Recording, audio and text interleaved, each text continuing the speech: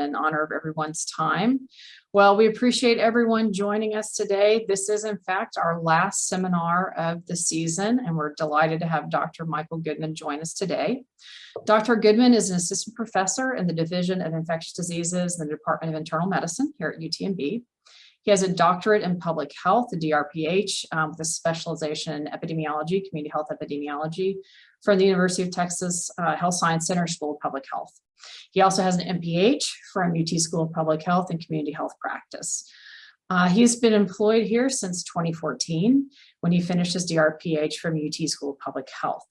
His current research interests and his K Award focus on social determinants of health, with a special focus on the question of what do we do about children who live on the street? This is a question that was posed by a now partner and good friend in Kenya. This is an incredibly complex question, which requires integrative thinking and working across multiple levels, sectors, and generations. Dr. Goodman's Flourishing Community model, which he'll discuss today, seeks to inspire a constructive vision of what is possible in the midst of the messiness of community life. Dr. Goodman founded and is the executive director of an international NGO working in Kenya, and we look forward to hearing about your work today. So Dr. Goodman, please take it away. Great, thank you so much, Dr. Peak, and thanks again for the invitation. It's I'm getting my share up here. Let me make sure my audio works. Okay, great. Yeah, so it's an honor for me to be here and share as a part of this seminar series. This is an overview of, in some ways, an introduction to a new model, an integrative model that tries to at once articulate what I think we're doing in Kenya well, and kind of inspire a framework for thinking about growing, developing, testing, scaling, replicating that model. The moniker Flourishing Communities, I think, hits the nail closest to the head, as we'll see. So this journey to, I should first also say, none of what I'm going to talk about is possible without just loads of partners in Kenya, in the US, academic, foundation, faith, governmental, non-governmental. So I really stand in the midst of this beautiful storm between communities in Kenya that are inspiring, and lots of generosity and hard work, and just really great academic and programmatic work. So I'm not here, and what I'm presenting is not possible without these and so many other partners. So we've been on a journey to a new model that has been latent and emerging for really maybe since 2012, when we first started asking the question, what do we do about children who live on the streets? This guy is Stanley Guattari. He got his bachelor's of nursing in the US and went back home to Maua, Kenya, to work with his people, to live and love and serve his people. And he asked me in 2012, when I was there as part of UTMB's global health program, what should we do about kids who live on the street? And that question has really preoccupied and been the reference point for a lot of what we've done, and a lot of what we'll present. And kind of ironically or not ironically, maybe another alternate title for this could be how earnest extended efforts to help children living on the streets can lead to discussions of capillary action within a fruit tree. I think you'll see how that journey goes, and you can test whether or not that's a worthy sub-moniker. This woman is Christina Guattari. She is our program manager of the KPJ program that I'll talk about. She's been with us since the beginning and has really driven a lot of this work too. This question, what do we do about kids who live on the street? If you've traveled globally, you've seen, particularly in low middle income countries, kids who live on the street. There's tens of millions of children who live on the street worldwide. According to UNICEF, there's about 250,000 to 300,000 who live in Kenya. Most of these children are separated from their families, from their parents.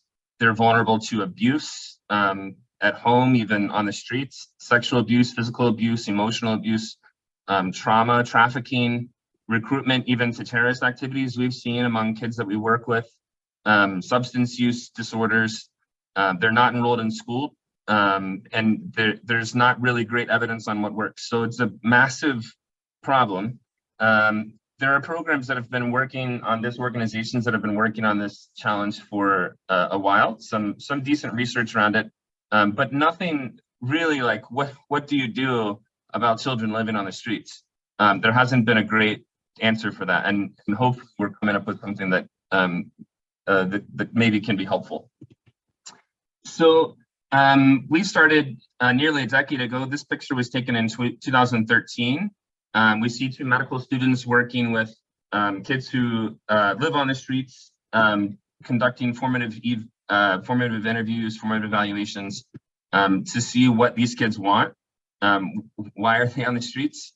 So for a series of qualitative and survey-based interviews with kids on the street, we found that overwhelmingly they want to be in school, they want to work. The older ones especially want to work. They want to be back in their communities. They have a history of adverse experiences at home, including substance abuse among their families, violence and abuse that they've seen or that they've experienced, alcohol use, mental disorders at home, suicide attempts at home. So they have high ACEs, high ACE scores. They don't feel safe on the streets around many of their families, police, other adults. They've received beatings in school and home and by police on the streets. The age range that we've worked with is from 2 years and up. We had a 2-year-old who was being cared for by an 8-year-old whose parents were unable to take care of them, and our social workers worked with them to help. The median age that we find on the streets is 13, although maybe that's because we stopped counting at like 22, early 20s. About 70% of the kids who live on the street huff glue. Cessation intentions are predicted by social and physical health challenges, or lack of cessation attempts have been predicted by social and physical health challenges. So like the more challenge they have with their families, the less well they feel, the more hungry they feel, the more food insecurity they report, the less likely they are to engage in a substance use cessation. For their families, we've interviewed over 1,000 families on the selected using a random walk. And we found that there's less wealth and education, social support, family functioning, overall health among their mothers, among mothers who report that their child has migrated to the street. Those same women report more adverse childhood experiences. So we see an intergenerational thing. It's not just what happens to these children. It's not even what happens to these mothers when they're adults. It's what happens to these mothers when they were younger, when they were children. More stress, more water and food insecurity, higher risk of HIV, higher reported substance use among women and their partners. So this gave us a glimpse of maybe how we might want to start. So in 2016, we launched this project called the Watoto wa Ahadi Rescue Center. That means Children of Promise Rescue Center. Here's a picture on the left of Patrick in 2013, and a picture with a mask on during the COVID pandemic in 2020. Patrick is one of many kids who have been able to find their way through the Watoto wa Ahadi Rescue Center. Watoto wa Ahadi is Swahili for Children of Promise. So there's a word that means kind of human refuse thrown on the streets that these children are called when they're on the streets. And part of what happens with the Children of Promise, the Watoto wa Ahadi Rescue Center, is that they come in, they learn a new identity, they learn a new skill set, they learn things that they can do. Like here, I don't know if you can see my cursor, this guy is Karia. He was a temporary program manager while we were recruiting a new one. This kid is 9 and he has grown this tomato farm, this tomato garden, and all of the kids were competing with each other to see who could grow the best tomatoes. This is from this year when I was there. They do beadwork, they play games, they have psychosocial support, they get back to school. So they learn that they have these new capacities. After they graduate the program, we try to find some long-term support for them. So here are 2 kids who have come through Joseph learned to become a carpenter. So he built this chair, which is really helpful when I broke my leg. This guy Dowdy went to welding, so he became a welder. And so over 30 kids have been to polytechnical training after graduating this program. This led to what we call the 4R plus P approach, which now the government, the Ministry of Labor and Social Protection has a program to help support some of these projects. And they've picked up our 4R plus P approach, which means rescue, rehabilitation, reintegration, resocialization, and prevention. So a big part of that is reintegration and resocialization, which happens with the kids when they're in their community. So after they've gone through this process of becoming rehabilitated, becoming learning a new identity, it's on them to articulate this new identity within the broader community. And so that means telling new stories and creating new expectations, sharing success to inspire new understandings and realities of what's possible for kids when you invest in them, to not dismiss these kids as just human trash thrown on the streets. So since 2016, we've helped over 300 children off of the streets. This doesn't mean that they've stayed off of the streets. This just means that 300 people have come through our program, and we're in the process of trying to conduct more robust analysis of really what's working and what's not working. And there's no really clear definition of success. It's more of a process. So that's what we started doing with the children directly. And I can hear you asking, but what are you doing about their families and communities where the children want to return? If the families were vulnerable in some way that led these children to migrating to the streets, what are you doing sending these kids back there? Isn't that unsafe? And I'm really glad that you're asking that question, because that's the right question. So we started this program called Kuja Pamoja Kwa Jamii.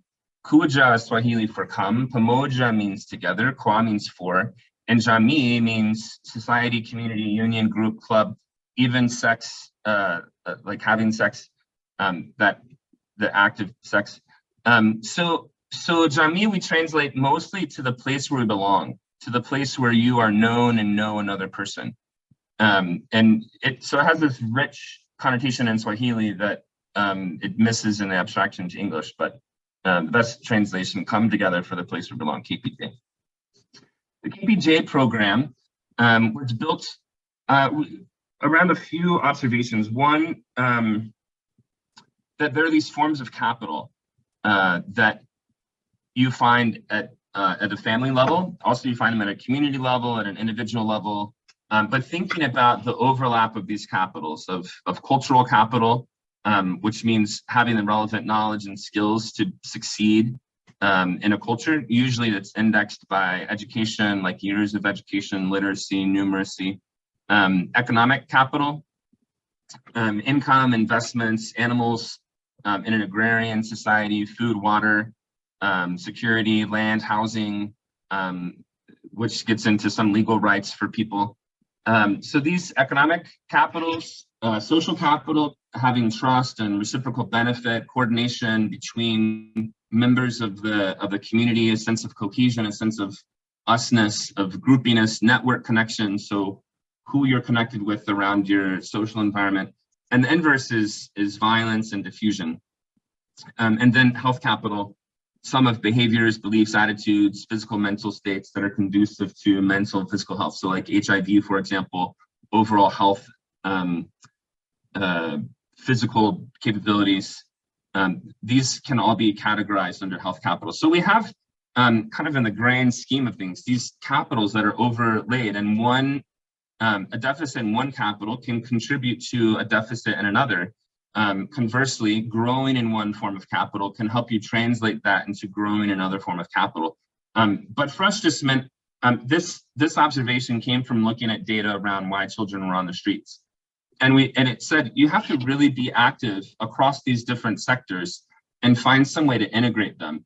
And flourishing might look like growing in these and accumulating these capitals, and vulnerability and risk might look like losing in these forms of capital. So we have an upward spiral that looks like flourishing and a downward spiral that looks like increased vulnerability. Not only that, but these forms of capital exist, as I said, at an individual, family, broader community, government, and even global dynamic.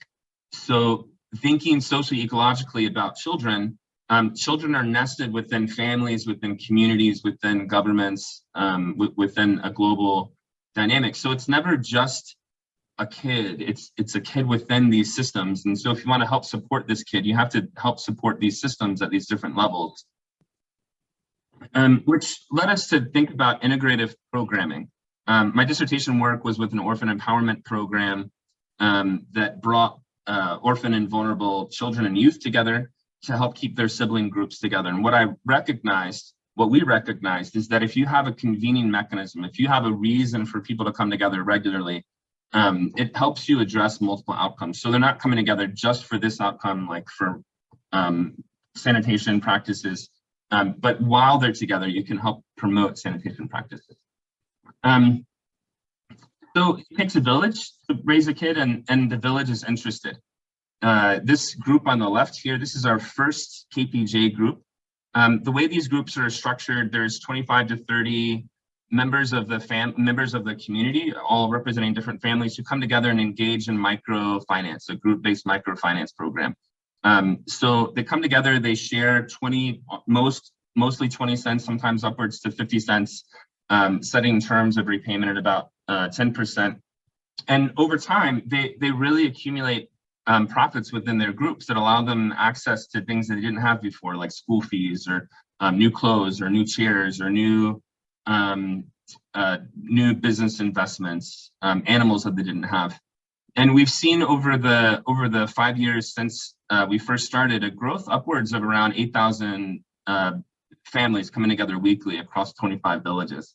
The way that we have been recruiting families is we identify a child who's on the street. We go and we recruit their family, and we say, typically to mother, they're not exclusively, would you like some support? And then she invites 25 to 30 members of her community, and they form the first group in a village. And after time, the numbers really increase. So this video I'm going to show you on the right is from Linjoka. It's where we started in February of 2017. This video was taken about 2.5 years later.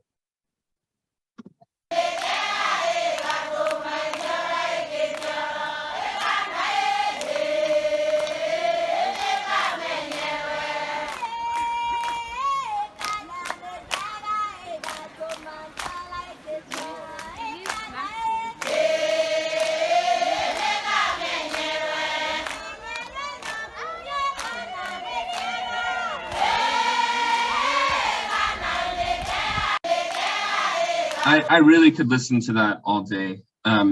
If you want me to share the audio with you, I'm happy to, just let me know. So 77% of participants in the program come every week. There's over 90% retention year over year. And of those who don't come every week, there's about 20% that say they come almost every week. So less than 5% come less frequently than almost every week, which means that there's a high retention in this program, which allows you to think about building on top of it. So to do that, to build things on top that we thought were helpful for children who might end up in the streets, who might end up not succeeding as well in school, we build resource committees, and we have resource officers on staff. These resource committees, the first one in any region is a parliamentary committee or a regional leadership committee. These people are made up of group members. They come together and talk about the program model, the program designs and interests. They give voice to the program, to resources outside, like they advocate at times for new water wells, for new schools, for access to government support, these sorts of things. Also, we build or we develop early childhood development committees, business development, entrepreneurship committees, farming, agriculture, family violence prevention. So we have 3 theories of change or theory of change for each level. In the upper left, you see this is the village level theory of change. So in the orange circles. These are the internal lending groups. So they come together every week, and then they nominate members to be a part of this kind of higher committee structure. So the pink cluster might represent, for example, a parliamentary committee. It might represent a business development committee. The green might represent early childhood development. But for each group who has members who are interested in this particular development area, they can nominate people who form the resource committee, rely on each other, then bring knowledge back. So it's kind of this theory of change works really well with the diffusion of innovation model. On the lower left, you see this is our group model, our group theory of change. So this emerged, Alicia Elliott, who's a great friend and collaborator, and I were in Kenya, and we were in Lanjoka, and people said, the women in the group said, you know, we used to not be able to talk about violence in our families, but now we trust each other enough to bring that up. We trust each other enough to talk about these things, which really was a light bulb moment for us. We realized it's through this weekly engagement that allows them to become familiar with each other, and then adding to that this sense of reciprocity, the sense of give and take, social capital, you might say, that creates a context for them to engage in things like family violence, but also other areas of parenting styles, of HIV, of you know, you name it. If it's important to the community, they can engage around it, and they will begin to, and you can help cultivate that. That engagement then leads to collective education, something like Paulo Freire's Consciencial, like becoming critically aware of what's going on in your environment. That's part of this collective education piece. And then identifying what is it that we're going to do about that leads to mobilization. So on the family violence example, we've seen groups talk about family violence, educate each other about how that's not good, when that happens, then mobilize so that for Lanjoka, whose first kid we identified and helped to bring back, his name was Elijah. Elijah's mother was beaten regularly by her husband, who would come home drunk. And members of her group said, that's not happening anymore. He's not coming home drunk. So they mobilized. They went to her house. When he came home, they said, you cannot come home drunk and beat your wife and children anymore. If you want to come home, you have to come home sober. So eventually he sobered up. He came home. He has a job and is stable now. And Elijah's mother has a job, or at least before the pandemic did. And it's been a little sketchy over time, but I think it's restabilizing again for her. So when they mobilize and they make some improvement, the question that rises is, can we sustain this improvement? And how do we do that? And if it doesn't work, it goes back to collective education. If they have sustained improvement, then they have a deepened trust, a deepened sense of we can do this, collective efficacy. So that's the group theory of change. And the groups are taught these theories of change, particularly in the parliamentary committee, as they are learning about the program and giving insight and giving perspective and feedback. So lots of parliamentary committees have said, yeah, this is a good model. This is how it works. And then in the upper right is the individual level theory of change that we think about, that we use to inform proposals. Like this image comes from a proposal for an HIV stigma prevention and treatment grant that we just submitted last week. So there has been for a good while the information, motivation, and behavioral skills model, the IMB model, which just says that information about a certain behavior combining with motivation to engage in that behavior leads to the development of skills to support that behavior, and then leads to the behavioral outcomes related to that behavior. And we think that's really helpful.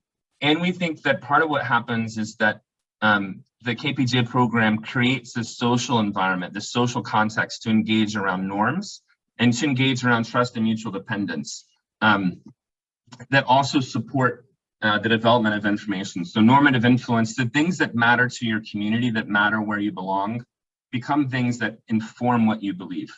So oftentimes we believe things in order to belong, like what it means to belong in this group means to believe this thing, to care about this thing. That's the way that the norms of the community can influence the information that you have about it. And because people can engage around things, they can engage around the norms that govern certain behavioral outcomes like HIV testing, pre-exposure prophylaxis adherence, ART adherence, that sort of thing. And then trust and mutual dependence. So as people have a place to belong, a place where they feel connected, negative emotion decreases, positive emotion increases, compassion, self-compassion, meaning in life, engagement, motivation, all these things increase, which then support personal motivation to engage in these behaviors.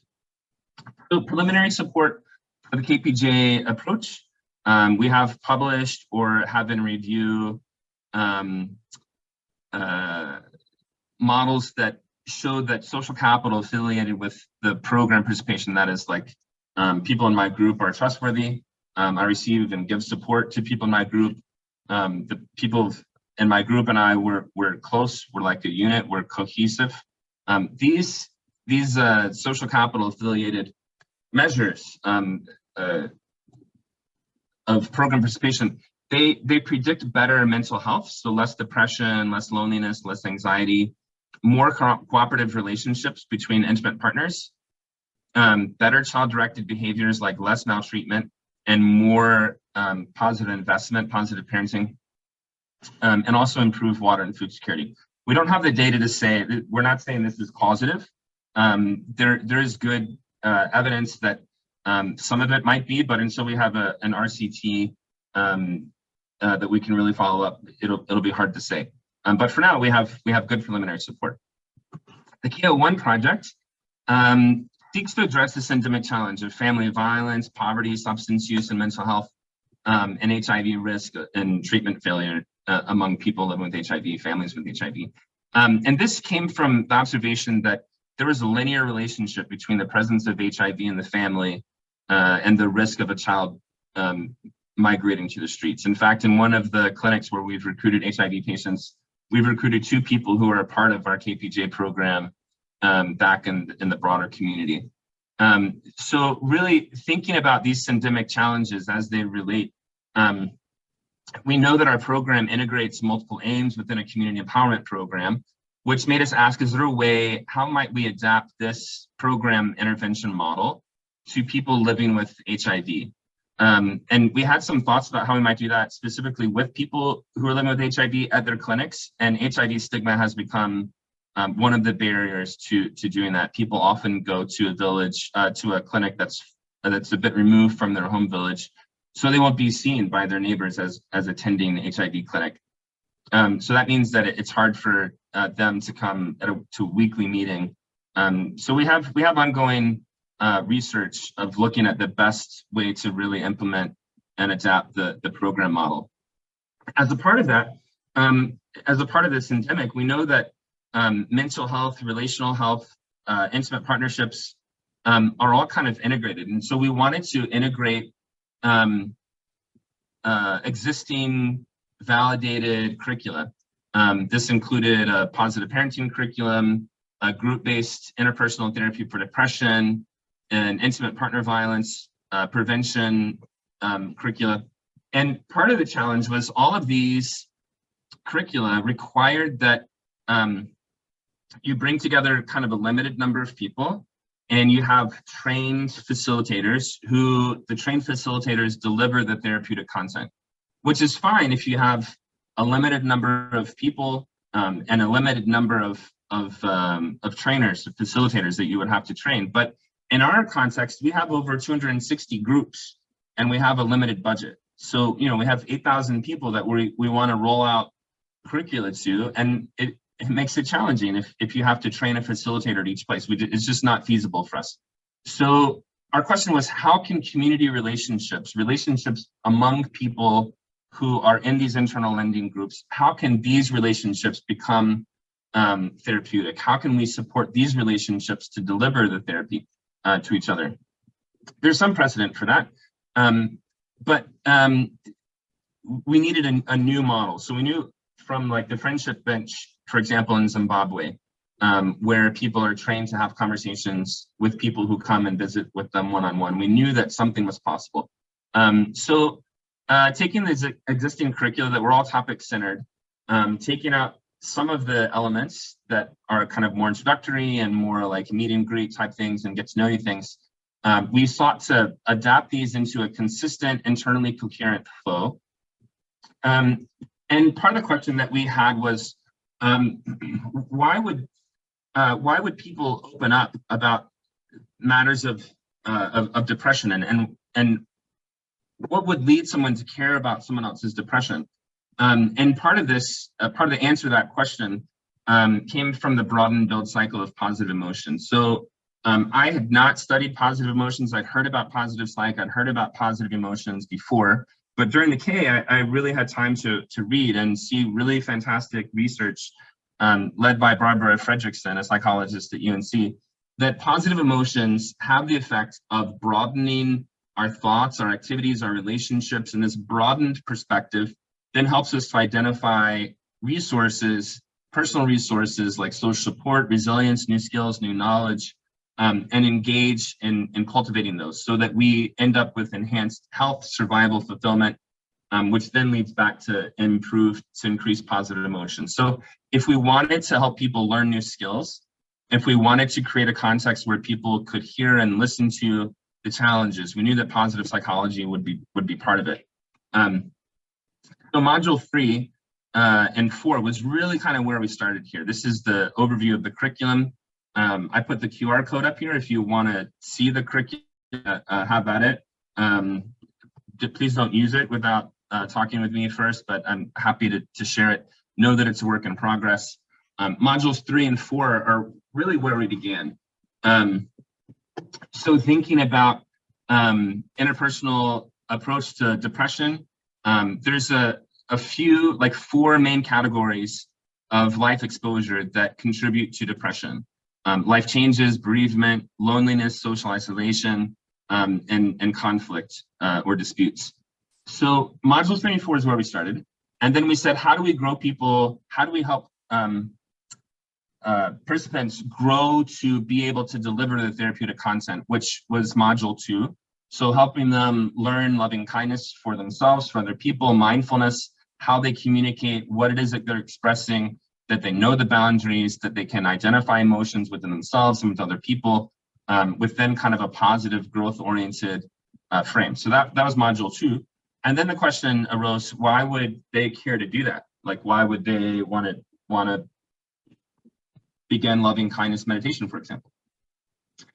And that led to module 1, which is really growth orientation. So that growth is possible, helping people articulate what their values and strengths are, to learn lateral thinking, to learn that optimism around a challenge is more motivating than pessimism around a challenge. Creative play, so like the ability to kind of think openly and divergently. Group interdependence and goal setting, that everyone here brings some additional value that we don't have, that I don't have. Diversity is really helpful because it gives a broader perspective, which is an element of psychological security, as it were. So that takes us modules 1 through 4. And then module 5 is determining our future. So where is it that we want to go? So what is it that is valuable to me? What are my goals?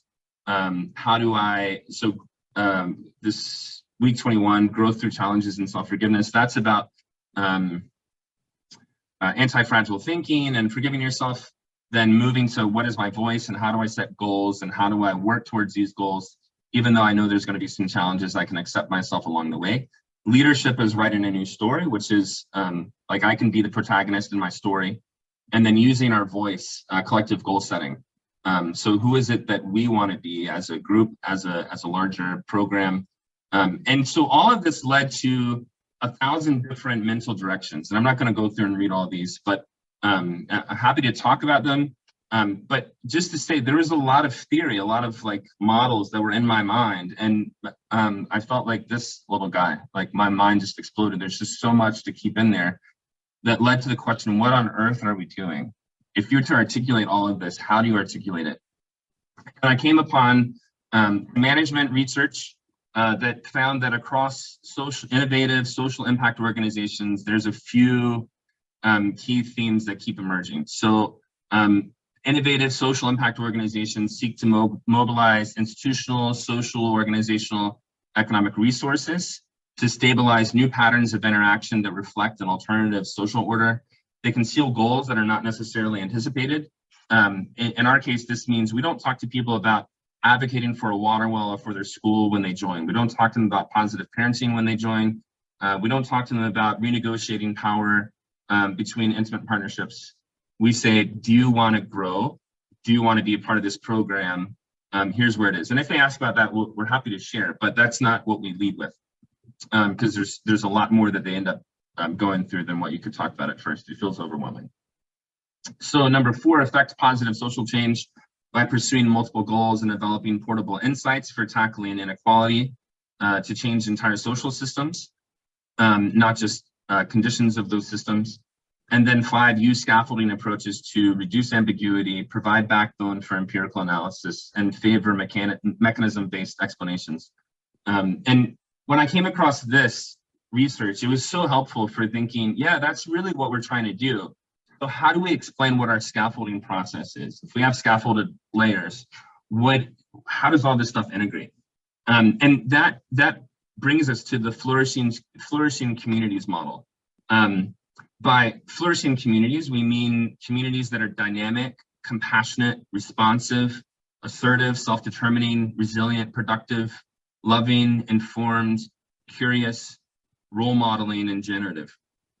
The notion of flourishing comes from positive psychology work, including that of Barbara Fredrickson and others, who often look around individual flourishing, which is really great, and we all want to be flourishing individuals. But the question we're asking is, how do you help communities at large flourish? How do you take it that next socio-ecological level to ask about communities? And so using the scaffolding approach, we identify kind of 5 layers that tell the story of what it is that we think we're doing. So layer 1 is inclusion and reconciliation. That's like roots of a tree that come together, that bring nutrients together from near and far. So there's an inclusive element, which in our case is helping children get back home. Layer 2, building social capital via shared material good, which I'll talk about more in a second. But basically, like learning to trust each other, to depend on each other, and using access to material good as the initial stimulus for that. As people learn to trust each other, learn to work through their challenges, learn to share life together, they're able to do layer 3, resolve trauma and depression and build positivity. My wife doesn't like that it's like 2 levels of a trunk, and so sometimes we talk about maybe instead of the 2nd level of a trunk, it's about capillary action. It's about what it is that draws nutrients from the roots up to the top of the tree, which is layer 4. So improving sector-specific outcomes. So if it's water access, sanitation, hygiene, if it's housing, if it's income and business, if it's parenting, if it's intimate partner violence, all these things are made more possible by resolving trauma and depression, building positivity that is built from building social capital and this kind of cohesive connectedness. And that's layer 4. So layer 4, in my mind, also includes the leaves that photosynthesize that which is outside of the community. So the sun brings to the tree a resource that is photosynthesized and turned into life for the tree. And that there's a process of exchanging what comes outside of the community to what is good for the community. And in social capital literature, that's often called linking social capital. And also there's a flower. The community can produce a flower, which attracts a pollinator, which brings some resource to the community that then the community can use to make something good, which is layer 5, sorry. Having new successes, telling the stories of success, improving norms, and sharing gains with others. So fruit born from this process is a changed reality, a changed social system for the people who are there.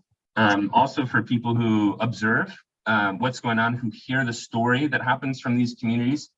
And then the progeny, the children and folks who join the community after. So that's the layers 1 through 5 of the flourishing community model. Go a bit more deeply into each one. Layer 1, inclusion and reconciliation, as we've said, reintegrating kids from the street with their communities, connecting families who are experiencing challenge, integrating families with HIV within the general community activities. That's the R34 that maybe I mentioned. Other applications are thinking about truth and reconciliation work following conflicts and post-conflict settings, destigmatizing work, so issues of health or sexual orientation or physical ability or whatever, mental ability, that all carry with it certain stigmas. Inclusion and reconciliation, layer one is the basis of this program, of this model. I mean, and then you can think beyond that. So as we work on destigmatizing, where is our community going? In some sense of cohesion, so in some sense of usness. A life course perspective, so reproductive, maternal, newborn, child health, elder care, something that I've wanted to do and that maybe on the near horizon is investing in adapting this model to reproductive, maternal, newborn, child health continuum of care, so that from the time a woman becomes pregnant to the time her child turns 5, there's this inclusive, supportive environment for her and for the child that she's welcoming. Biophilia, on June 9th, I think there's a speaker coming to talk about biophilia, basically the love of life that's inherent in most or all humans, not just human life, but all life. So this need to connect, benefits of connecting, which I think at some point we'll expand to look at kind of climate concerns and climate responsibility as a part of a global flourishing community where human and non-human life are respected and part of a flourishing environment. And then long COVID, we'll look at that a little bit more. Layer 2 is building social capital via shared material good. The current way that we do that is group-based micro-lending, as I've talked about, people coming and sharing finances within these groups. Other possibilities that we've thought about, looking more at the US context, where I don't think group-based microfinance might work as well. Food bank cooperative, so instead of just giving food to people, creating the opportunity for people to build their own community through accessing food. A gastro church, I just learned about this model the other week and I really love it, that food can represent challenges and themes and histories and legacies and aspirations and all sorts of things that people carry with them. And if you have food that represents these themes, as people come to share this meal together, they can talk about these themes that can create the context for connecting. Sometimes people benefit from material donations and sometimes they don't, or they refuse to do that. So gastro church, I think, would be better for people who don't want handouts, who don't want you to give me something. Community gardening, so having gardens that are cared for by the collective and not just a place to grow fresh fruits and vegetables for someone, but rather some sense of ownership from the community that you're serving. There's a family physician at UTMB who is developing a community gardening program for senior citizens. And I see that here for older adults, older patients. I see that fitting in here. Housing Plus, just thinking not just about giving people housing, but using the opportunity to access this house or low affordable housing as a way to build community, as a way to invest in each other. And so there's a pastor, Michael Ginger, who is pastor of Central Church of Galveston. He and I have been talking about how that might look. So, okay, that's layer 2. I just want to say this about Maslow's hierarchy of need. I really don't like it because belongingness and love happen first. There's never a time that we access food or water, warmth, shelter, rest, that we don't first belong. That's true from the time that we're infants, from the time that we're developing fetuses, up through late adulthood. There's no time that we access material goods without first belonging. So we might think that it is because I've got all my money and I don't need to belong. Well, your money is a sign of you belonging to a larger economic system.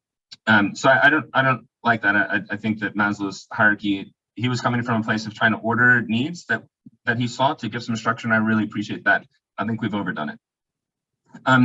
Layer 3, reducing trauma and depression and building positivity. So I think we can think of spirals, not just at an individual level, but at a community level, that when some adversity hits, like for example, COVID, there is a risk of a downward spiral that can happen. So people living with long COVID, now we know that they live also, they're at higher risk of developing depression and anxiety, likely intimate partner violence. And you have to wonder what else happens in these families that have now fewer resources to care for their members, that have less maybe capacity to work, to get a promotion because they're fatigued all the time or whatever it is that they're experiencing. You have to anticipate that there's going to be a downward spiral and then look for it. That could also be met with building positivity. So building a positive spiral, like a salutogenic spiral, which is what really we're trying to do with that Pathways to Flourishing curriculum. So this is a model that comes from baseline data. So we're now currently in the middle of a 6-month randomized control trial of that curricula. And we see that here, collective efficacy, so a sense of people being present, responsive to you, your needs mattering to them. Collective efficacy, higher collective efficacy predicts lower HIV stigma and discrimination abuse. And this pathway, this association, is mediated by higher positive emotion, higher compassion, higher social curiosity, and less negative emotion among people with higher collective efficacy. Now, this is baseline data, but it fits really well with robust data that has been experimentally worked with on individuals and intimate partner dyads and peer friendship dyads, like between two people, that comes out of the broaden, build cycle of attachment security. So it confirms kind of what we were expecting, or at least it gives support to what we're expecting. Also, these same kind of dynamics, higher collective efficacy predicts a higher leadership competence. So I believe that I can speak, I'm comfortable speaking, I'm comfortable leading because I know people have my back, because I know that I'm a part of a group that supports me. And so this pathway between collective efficacy and leadership competency is mediated by higher positive emotion, higher meaning in life, higher spirituality, like a sense of connection with the transcendent, higher compassion, and higher social curiosity, which again supports this broaden and build dynamic at a community level. And then collective efficacy predicts higher curiosity, also consistent with the broaden and build dynamic, that as I have more security, more support personally, I have a secure base of this community to engage and inquire about horizons, new frontiers, which then allow me to build towards them. Expected, emerging and expecting findings from long COVID is that, as I said, long COVID symptoms are likely to predict higher life impediments, worse food security, worse PTSD and common mental disorders, less marital life satisfaction, lower meaning in life, more parental stress, higher suicide ideation, and worse parenting overall. And we're in the midst of trying to access data from the county to support this empirical model. So layer 4, improving sector-specific outcomes. So currently, we do some activities in WASH, water access, sanitation, hygiene, some in HIV, some in intimate partner violence prevention, female genital mutilation prevention, promotion of income in business and farming and positive parenting in early childhood, substance use prevention. Future opportunities include maternal child health, male engagement, suicide prevention, but there's a need for more research on developing and testing manuals, and then finalizing the approach to broadly scaling this intervention.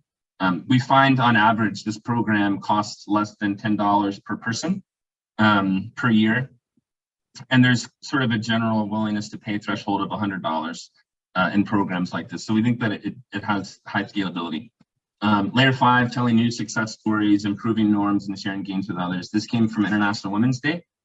This woman here is telling about how she and her community have made changes in their ability to pay for school and their ability to prevent violence in their homes. In a new song, so this is layer 5, like announcing we're different than we were before. Something has changed. That needs to be made public. It needs to be something that people hear and are inspired by. and they recognize that there's been change. So you're probably asking, this is all well and good, it sounds nice, can you get it funded? And honestly, I don't know, but we're trying. So this is comes from R34 proposal to NIH mental health, basically to develop a module, a 4-week module that includes some mindfulness activity, some didactic related to HIV, and then some solution-focused brief therapy. So some sequence of questions that have been validated and adapting these to the HIV context. And I think this also gives us a template to think about building other modules on top of that 6-month pathway to flourishing curriculum. So if we get it funded, then hopefully we'll get to see if it helps demote HIV stigma, promote inclusion of people with HIV, and promote testing and PrEP behaviors.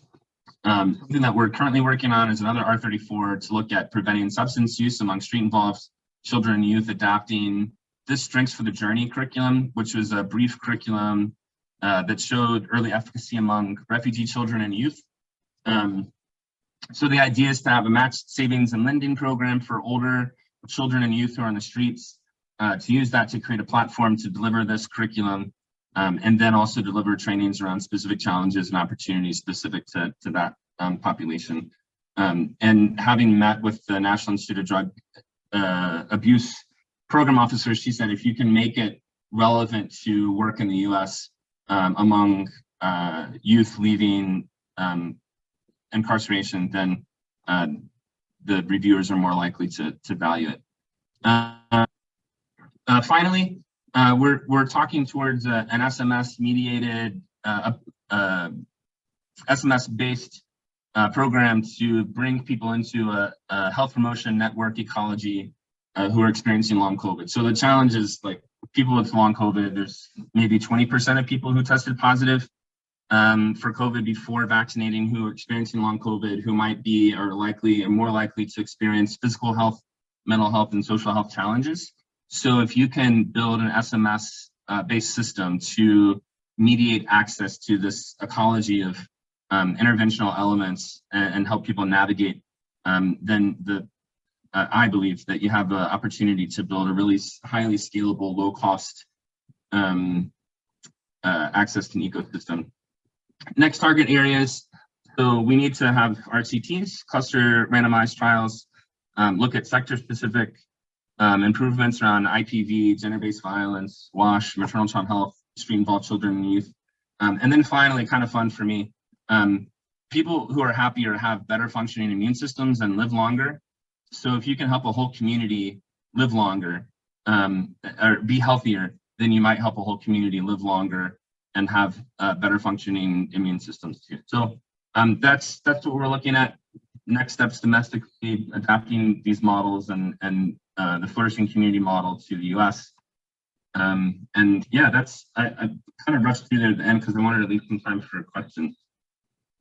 I'm gonna stop sharing. I can share again if I need to.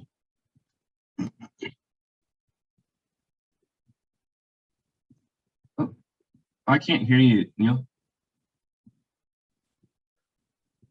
Okay, I think you can hear me now. I think everyone can hear me now. Sorry about that. So all I said was that was fascinating talk, and I really appreciated your sociological critique of the Maslow model. That was very poignant. Questions? You can raise hand. Let me see if I can see all the participants. Okay, yep. So feel free to raise your hand, or you can just jump on the mic, or use the chat.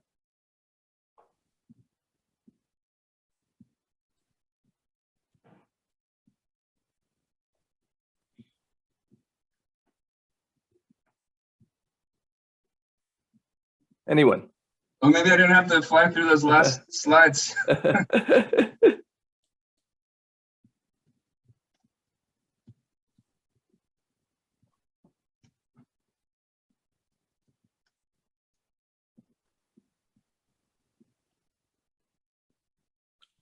quiet today. Must be the end. End of the semester is near.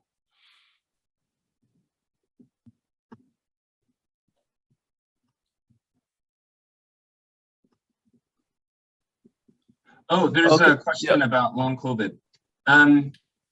Yeah, I mean, the idea, if we build it, the idea is to have something that could scale. So we would look first to our own backyard. So looking at Galveston County and partnering with the health district, partnering with UTMB. UTMB has a great long COVID clinic. So our partnerships would include folks from these places to build something out is the idea, to test it. But really, like the move is to have something that's highly scalable.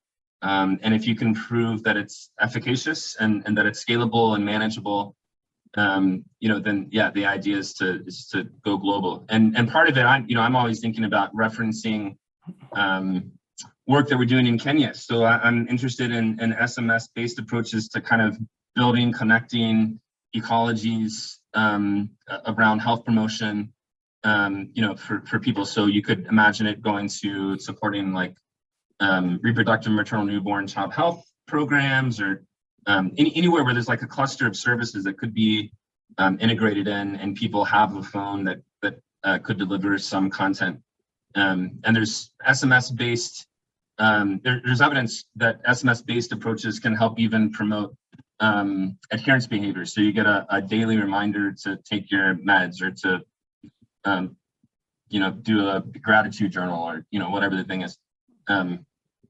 So yeah, hope that answers your question, anonymous attendee.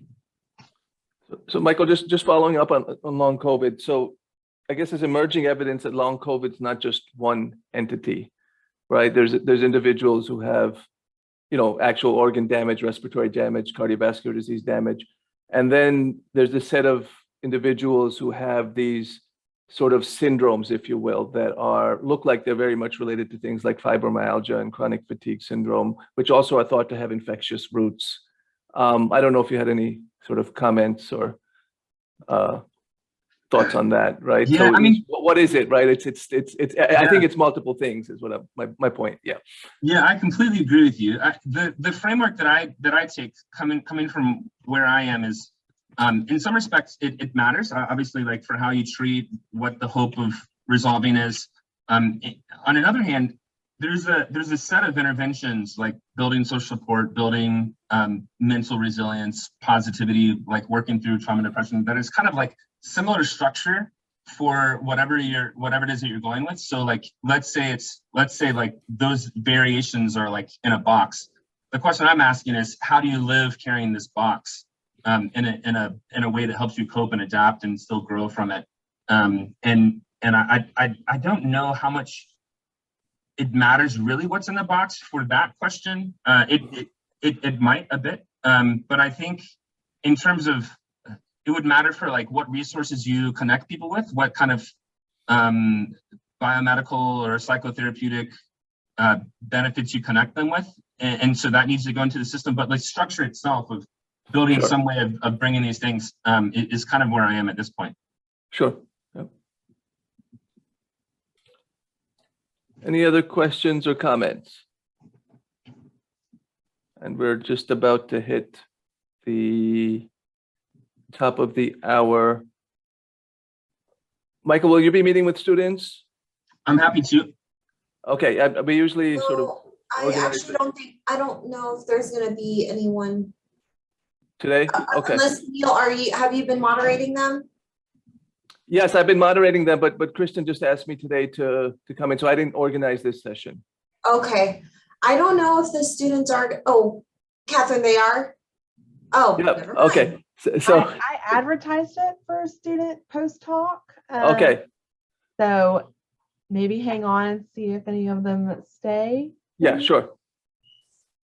There's a before people go, there's a question about self-determination theory for mental health, and yeah, absolutely.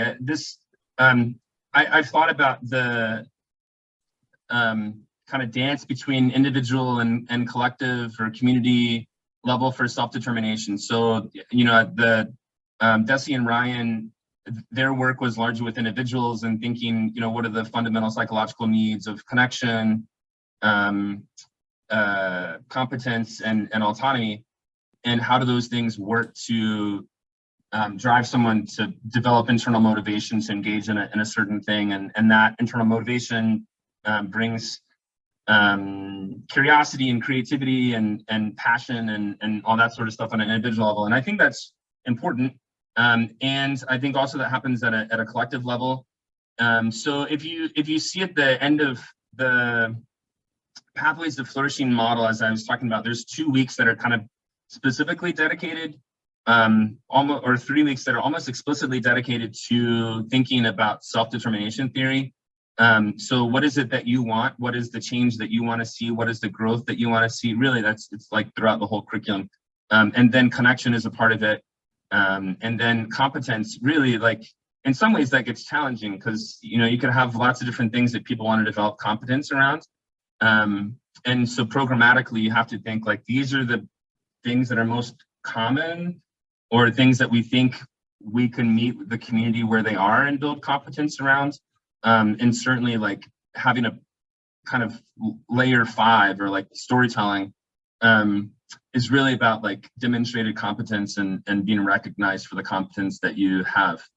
So I see both at an individual and a collective level. I hope that makes sense.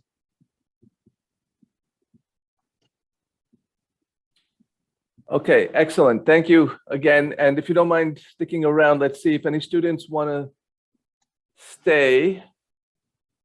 Please do so. We don't have to go to another room.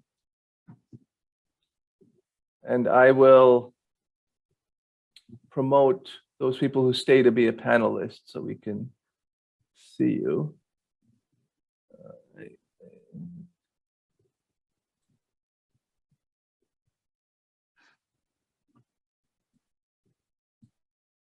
Just bear with me 1 second.